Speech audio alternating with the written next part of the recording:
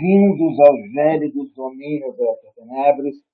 Eu estou tentando avançar um pouco com o Weinberg.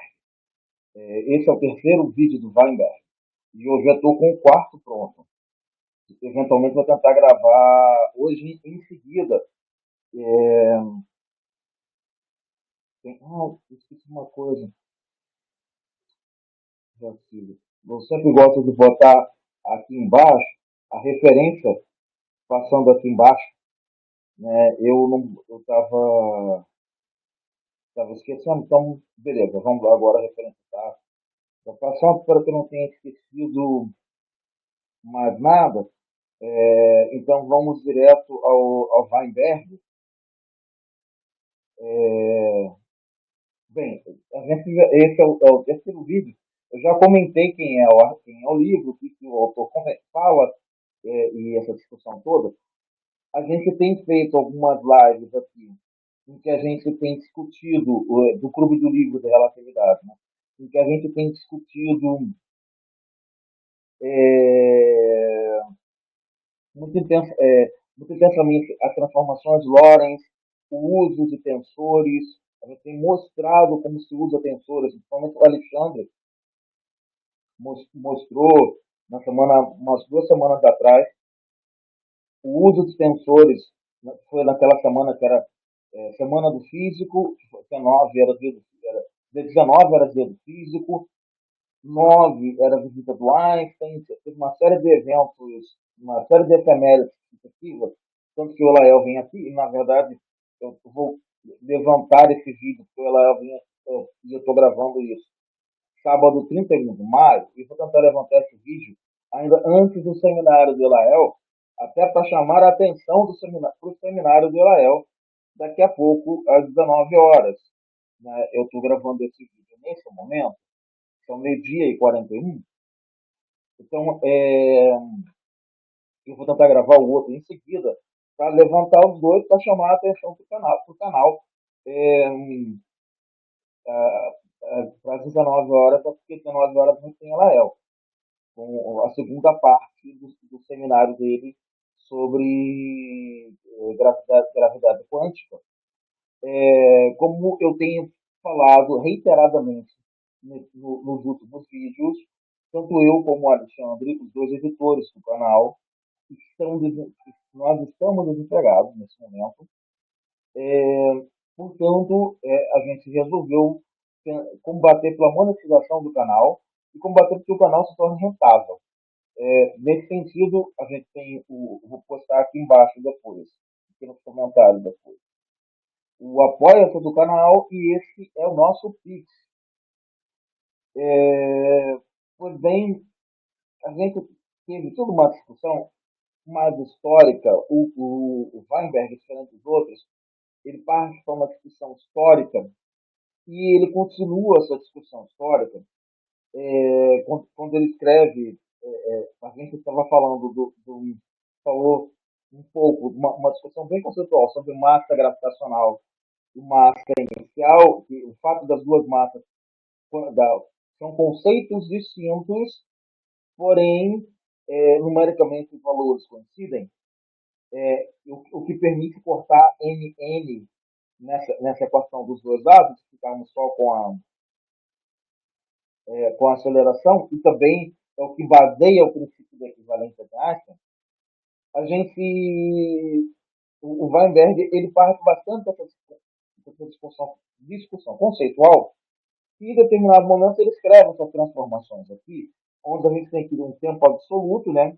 Você tem só o deslocamento no tempo por um termo tal, e por um incremento tal, e aqui nós temos uma transformação do Galileu que inclui rotação, né? Que é essa parte aqui, tá? Rotação, e a outra parte é o setor galileano, de transformação do Galileu, típica, a famosa, aquilo que nos vestibulares o pessoal chama de fórmula do sorvetão, um negócio horrível, né? É, então, é, e a gente vai, mas eu não vou me deter nisso aqui, não. Eu resolvi não fazer isso, porque estava meio irritante. ele aqui ele discute um pouco o princípio da relatividade, e eu discuti o princípio da relatividade no livro na resenha do livro do nosso amigo lá, o Aldi, né, que quando eu introduzo tensores lá. Na verdade, como eu sei que existe um problema muito sério no ensino de relatividade, que é o entendimento de tensores, embora a gente, eu e o Alexandre, a gente tem, e o LG, a gente tem interesse imediato de levar essa resenha o mais rápido possível para os livros avançados, eu entendo que, eventualmente, a gente tem a necessidade de fazer uma revisão maior sobre a álgebra tensorial. E então eu pensei em pegar um livro de álgebra tensorial para fazer resenha também. Já escolhi o livro e vou começar essa semana. Então, com o mesmo rigor que a gente está fazendo esse aqui, né? Então, vamos lá.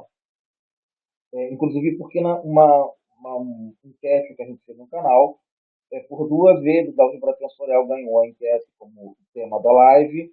Então, assim a gente continua essa discussão. Mas sobre o princípio da relatividade, esse paper aí é bem recente, é um paper que eu uso de 25 de maio de 2012, saiu na JREP. Os autores dele são referências importantes, é o Mark Viter e a Valentina Bassetti, Valentina Bassetti. Eles, os dois são referências contínuas do meu trabalho, na minha investigação, e eles discutem bastante a questão do princípio da relatividade, as transformações cinemáticas, toda essa questão.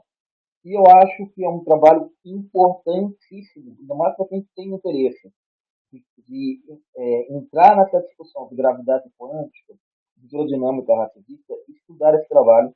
Ele não é muito pesado, mas ele é fundamental no JREP, tem no Archive, na verdade tem mais uma versão dele no Archive, então eu recomendo que deem uma olhada lá. E esse é um trabalho que já comentei dele aqui no canal, e que eu eventualmente eu tinha prometido fazer um Journal Club dele, e eu nunca fiz, né? Mas ele é realmente um trabalho muitíssimo importante, e como chegou nessa parte aqui de relatividade de Lorentz no Weinberger, e o Weinberger, simetria de Lorentz no Weinberger, e o Weinberger perde bastante tempo com isso, eu pensei também em perder tempo com isso e abrir mais um livro de relatividade, que é esse relatividade geral, em referenciais generalizados para partículas e astropartículas. Esse cara tem uma pegada parecida com a do Weinberg, mas ele vai só na simetria de Lorentz. Então, ele tem uma pegada tipo do Weinberg, no sentido de ser mais algébrica do que geométrica. Então, ele pega mais do lado da teoria de grupos, do grupo de Lorentz, dos grupos cinemáticos.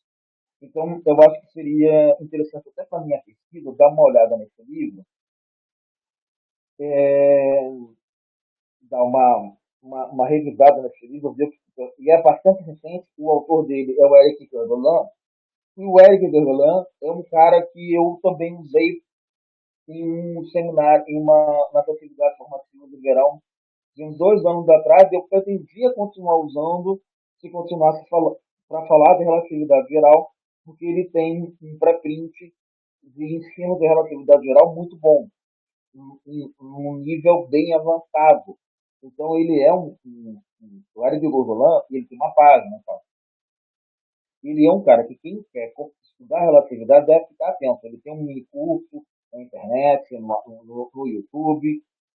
Bem, pois bem, e eu vou abordar as questões transformadas de Lorentz uma perspectiva, uma aproximação, uma abordagem um pouquinho diferente, porque uma das coisas que eu quero fazer, embora não seja inclusão da mesa digitalizadora, mas eu quero abordar aqui,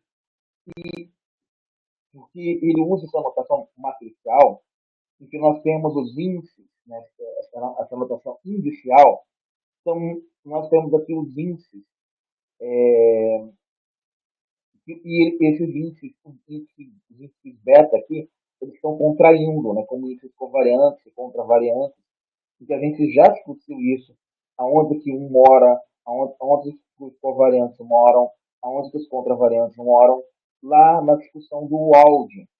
Então, aqui é uma pegada um pouco mais operacional que eu vou fazer, porque inclusive às vezes a gente até define sensores de uma forma bem operacional e eu explico isso lá no áudio, que é porque o fato dos sensores se transformarem segundo uma matriz jacobiana implica uma matriz jacobiana das coordenadas implica é, na covariância geral, que é um dos princípios da relatividade.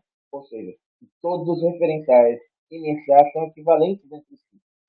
Assim, eu escrevo essa mudança de coordenadas, essa mudança de referencial, na verdade, e eu tenho aqui que essa matriz é um termo constante e essa matriz são termos constantes. E, bem, dessa forma, eles contraem com a métrica do Minkowski, essa é a métrica do Minkowski.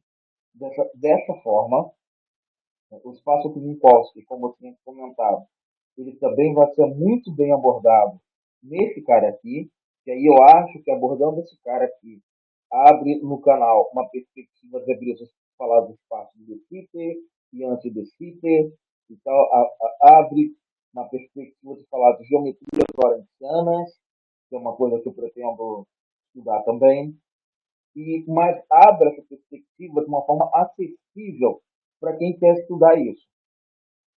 Então, continuando, a gente tem essa contração, ou seja, tem essa contração de índice na mudança de referenciais, em que essa operação aqui, ela me indica que a matriz, que a métrica é um invariante. Na verdade, é uma das bases da relatividade. A métrica é um invariante. Então, para todos os referenciais, então, quando eu faço essa dupla contração, com os índices alfa e beta, eles contraem aqui, é uma transformação, e essas matrizes lambda são as matrizes de mudança de coordenadas, elas, mudança de referencial, desculpa. Então a gente chega numa outra matriz, uma outra métrica, Minkowski, nas novas coordenadas, onde alfa e beta correm de 1 a 3 e correndo de 1 a 3 a matriz alfa é 1, correndo alfa e beta, sendo iguais a 0, a entrada da matriz é -1 e alfa e beta diferentes é 0. Logo, tomar uma matriz diagonal, isso aqui equivale a escrever a assinatura da matriz como -1, mais 1, mais 1, mais 1. Então, essa é uma matriz Minkowskiana, uma matriz uma transformação, uma métrica de Minkowski, né? E que sofre mudanças de coordenadas, ela é invariante para essas mudanças de coordenadas. Pois bem, aqui eu estou abrindo, e isso aqui que me chamou minha atenção, quando o Weinberg ele escreve isso, ou seja, ele está escrevendo essa equação de cima, e ele tá, esse primeiro termo aqui, do lado direito, ele está abrindo ele, né? E veja, ele faz a soma dos índices que estão contraindo, alfa, lambda alfa 0, x0, lambda alfa 1, x1, lambda alfa 2, x2, mais lambda alfa 3, x3, mais a alfa. O alfa ele corre do 0 até 3, e aqui ele abre esse primeiro termo, nessa saturação, ele abre a saturação de índice do primeiro termo, para a gente ver quem é quem. E aqui são as componentes da matriz.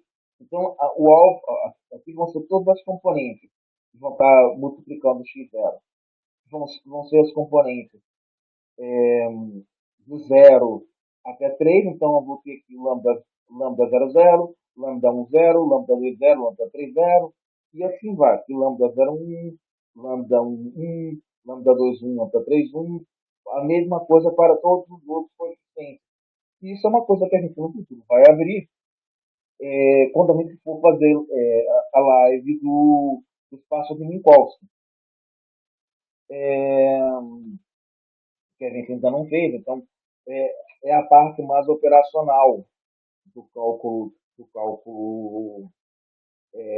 sensorial que a gente precisa fazer. E a gente vai fazer também uma aplicação em live, uma aplicação dessas matrizes, para que isso fique mais claro. Por exemplo, no tensor de Maxwell. E, não tem, e isso aqui também vai permitir, nas próximas gravações, que a gente fale do tensor momento-energia, pelo menos para um gás ideal. Pois bem, então aqui eu estou fazendo a transformação de coordenadas, tenho a métrica, frente às coordenadas modificadas, né? E eu escrevo primeiro em coordenadas sem linha e depois eu faço a transformação para as coordenadas com linha, né? E essa transformação está sendo feita por essa sequência de matrizes que está me tirando do sistema com linha para o sistema sem linha, na verdade, para o sistema sem linha para o com linha, mas tenha, como tem inverso, tudo bem. Então, essa grandeza de tal, que a gente chama de tempo próprio invariante, é um invariante. Ela é a mesma grandeza para todos os referenciais. E isso também é um elemento importante, porque em gravitação quântica, o pessoal está procurando, em geometria de Weyl, o pessoal usa o tempo próprio como um potencial. Um potencial para campos eletromagnéticos. E, e, ou seja, aí a gente deixa de ter o tempo próprio como invariante. Mas a não invariância dele implica na construção de um campo. Ou seja, é sempre aquela coisa que eu falo que a quebra de uma determinada simetria implica em alguma coisa. Então, a geometria de Weyl implica numa quebra de simetria que é a invariância e a quebra da invariância do tempo próprio. Se o tempo próprio se quebra, então a gente tem a aparição de um campo que gera a quebra do tempo próprio, um gerador, né? E, bem, eu não vou tratar disso agora, mas e aí é possível na geometria de Weyl explorar as consequências da quebra do tempo próprio. Mas ela é enunciada aqui ainda na relatividade de especial, que é a relatividade que gera o grupo de Lorentz, o espaço-tempo tipo Lorentz, né? A métrica de Lorentz, e mas existem generalizações dessa métrica que a gente no futuro vai abordar os casos de Sitter e anti-de Sitter. Pois bem, né? Quando a gente faz esse procedimento aqui, então você vem aqui o tempo próprio escrito no referencial com linha e aqui escrito no referencial sem linha, sendo que a transformação da métrica, a métrica contrai com essas duas matrizes de transformação de referenciais e continua sendo uma métrica minkowskiana, nesse sentido, o tempo, isso é uma demonstração de que o tempo próprio é um invariante, ou seja, está aí a métrica sendo contraída com as duas transformações de referenciais e permanecendo uma métrica de Minkowski, logo o tempo próprio é o mesmo nos dois referenciais. Isso indica que a gente está ali, a gente tem uma simetria aqui, né? O tempo próprio com linha e sem linha é o mesmo. Então, em relatividade restrita, o tempo próprio é um invariante. Ou seja, o tempo próprio é o tempo medido, é o tempo que o observador está medindo. Então, eu estou no referencial, como é que o meu tic-tac do relógio está se passando. Eu olho para o meu próprio relógio e estou vendo o tempo passando ali. Eu estou medindo o tempo. E aí o que eu olho em volta, eu meço com o tempo do meu relógio. Eu não meço com o tempo do relógio. Eu não ligo para ninguém para saber qual que é o tempo. Eu pego o tempo do meu relógio. Então,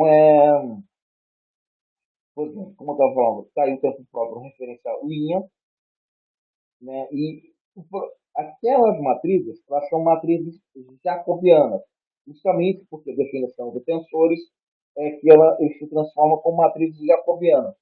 E um tensor de ordem 2 se transforma com duas jacobianas, que é o que está aparecendo ali.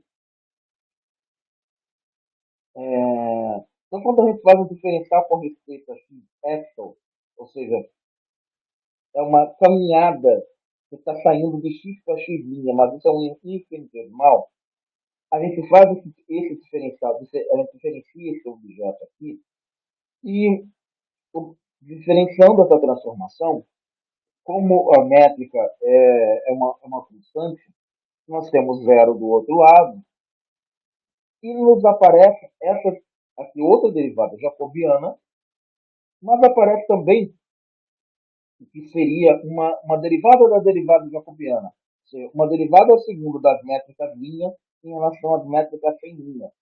Esse objeto é chamado de um hessiano. É um hessiano das coordenadas medidas pelo referencial. Então, esse objeto, esse hessiano, é uma matriz, por definição, é uma matriz que no cálculo a gente entende que ela dá a curvatura. Então, é desse objeto que nasce a ideia de curvatura. Como a gente está lidando num espaço plano, a curvatura aqui é nula. Então, está aí, a matriz hessiana, que inclusive é uma matriz muito usada em uma área da matemática que o pessoal chama de otimização. É na básica porque ela realmente lida com máximos e mínimos de função. Ela é uma matriz de segunda ordem, sendo que ela está dando máximos e mínimos em determinadas direções. Então, a gente estuda todas as possibilidades para esse operador hessiano, a gente encontra essa propriedade que implica que o hessiano é nulo nesse cenário de sempre próprias variantes.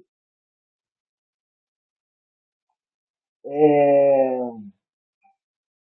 bem, e aí aquilo que eu estava falando, eu até antecipei, que é o tempo próprio como um campo de gauge na teoria quântica da gravitação, e esse aqui é um paper do Claudio Teitubin, que ele é de 83, ele é bastante antigo, que justamente trata dessa quebra de simetria, que é, que é transformar o tempo próprio num campo de gauge. É, e essa aqui é um aspecto, você vê que tem 11 situações, é um trabalho bastante citado, embora seja de 99.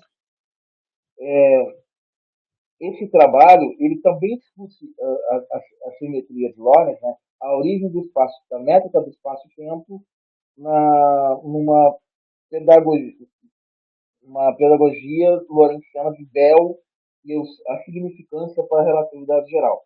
É certamente um trabalho também para ser rebanhado por aqui.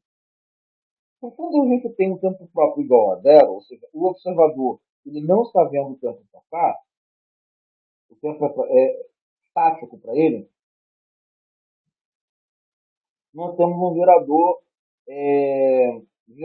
do grupo de Lorentz inhomogêneo, conhecido como grupo de Poincaré. Nesse sentido, a gente está fazendo uma translação que é no tempo e no espaço, de ter x da NU para tx para t' x'. Então, nós temos essas transformações lorentzianas, né? Que são essas transformações que foram deduzidas por Lorentz Fitzgerald usando a equação de onda. Elas são os termos as transformações que deixam a equação de onda invariante. E a partir da, eu já fiz essa dedução aqui, a partir dessa dedução, a gente encontra esse fator aqui, que é chamado de fator do Lorentz. Mas existem alguns limites que a gente explora nessa simetria, porque ela tem uma dependência com a velocidade da luz, né? E é interessante, a simetria da velocidade da luz muito grande, que ela nos devolve para a simetria galileana. Logo, a simetria galileana é um subgrupo do Lorentz. Mas existe outro subgrupo do Lorentz muito interessante, que é o chamado subgrupo de Lewis-Carroll, em que no subgrupo de Lorentz, o tempo de Galileu, o tempo é absoluto. E aqui é o espaço que é absoluto. E a gente tem esse tipo de velocidade que nós poderíamos chamar de recíproca, né? Que mora nesse cenário de a velocidade da luz muito pequena. Então, isso poderia ser concebido como um cenário ultra-relativista, alguma coisa mais ou menos assim. E isso é proposto pelo Levi Lebron em 1975, né, esse paper que eu estou mostrando aí. Pois bem, então, com isso, a gente pode abordar um pouco o grupo de Lorentz e abordar quem são essas matrizes, as propriedades dessas matrizes do grupo de Lorentz, de transformação cinemática referenciada ao grupo de Lorentz. A matriz 00, o tempo, né, a componente da matriz ela é maior ou igual a 1, e o determinante dela é mais 1. Né? Isso implica que o lambda 00 está relacionado com as componentes vetoriais dessa matriz, a parte 0, índice i, que é o vetor dessa matriz, né? Que é a soma desses objetos tem que ser maior ou igual a 1. O determinante de lambda ao quadrado é igual a 1, ele gera mudanças contínuas, que são essas daqui. Então, perceba só que interessante. Essas mudanças contínuas vão ter o lambda 00 menor ou igual que menos 1, ou maior que mais 1, o determinante vai ser igual a menos 1, ou mais 1. Pois bem, as primeiras são ditas transformações impróprias de Lorentz, ou transformações de inversão temporal. E a segunda são uma simetria não exata da natureza, que é um tipo de reversão temporal. Equivalem a isso. Então, pega a coordenada temporal e inverto o sinal nela. Pega a coordenada espacial e inverto o sinal nela. Continuando estudando os grupos, os subgrupos de Lorentz, né, os grupos que existem dentro do grupo de Lorentz, a gente tem que é equivalente a rotações, que a parte vetorial da matriz de transformação cinemática é nula, a parte totalmente espacial equivale a uma rotação, e a parte puramente temporal é 1. Isso são rotações, R e J, uma rotação unimodular ortogonal da matriz, o determinante de R é 1, e o R transposto por R é unitário, ou seja, por isso ela é unimodular. E isso define uma transformação que nós chamamos de unimodular. Assim, essa transformação em X-alfa, essa, é, esse deslocamento, esse incremento em X-alfa, implica uma mudança de coordenadas entre elementos linha e não linha, que são dados por essa matriz, e aí nós temos os elementos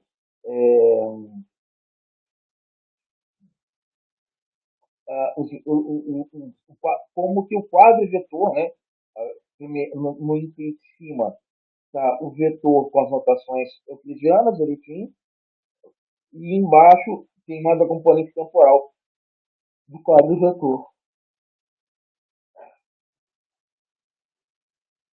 Então, dessa forma, a gente tem que a forma como os vetores se modificam, né?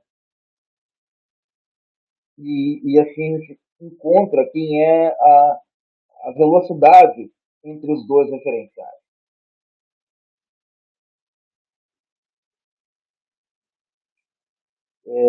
As componentes vetoriais dos referenciais são dadas em essa relação, ou seja, elas têm uma relação de unitariedade,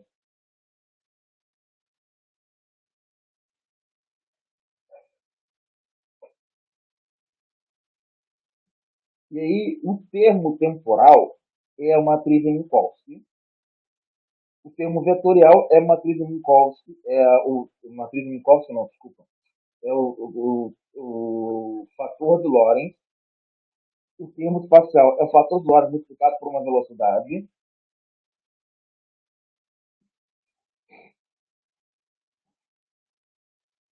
E para completar o subgrupo de Lorentz, escrevê-lo de uma forma mais geral possível, nós temos que a forma mais geral de escrever o subgrupo de Lorentz é essa, onde delta e J é uma matriz, é um delta de crônica, e V e VJ são as componentes do tensor de velocidade, que ele está corrigido por esse fator aí. O próximo passo que a gente vai mexer, estou com 31 minutos de vídeo, né? O próximo vídeo, que já está pronto aqui, eu vou gravar em seguida, é sobre dilatação temporal. Assim, dessa forma, eu vou ensinando esse vídeo e finalizo de novo um pedido de contribuição para vocês, com aqui está o Pix.